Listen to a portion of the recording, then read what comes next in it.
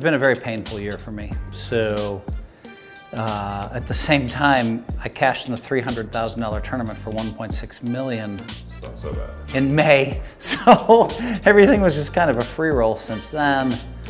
And I didn't actually lose. I chose to get staked for the series, so I didn't actually lose my money, which is a little less painful, but I lost a friend's money, but he's up $1.5 million on me. He'll be all right.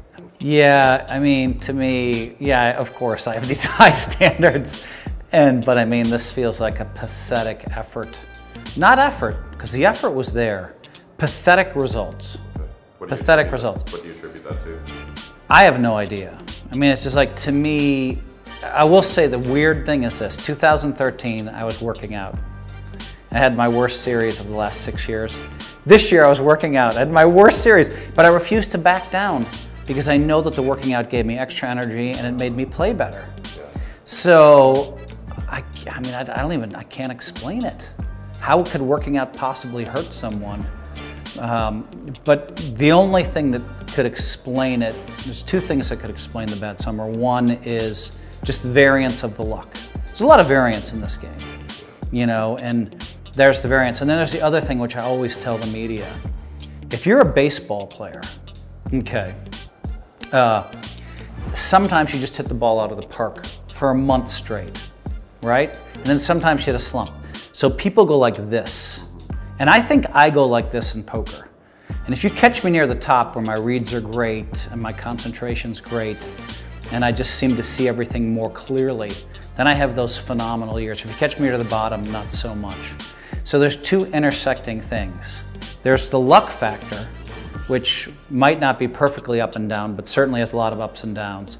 And then there's that unexplainable, like, X factor that, you know, why baseball people seem to slump. And so I think of us poker players as a lot of being like hitters. And so, you know, it just seemed like I was in a slump, and it feels like a very, you know, of course you're talking to me 20 minutes after I busted the main, but I'm still gonna be very frustrated for a long time.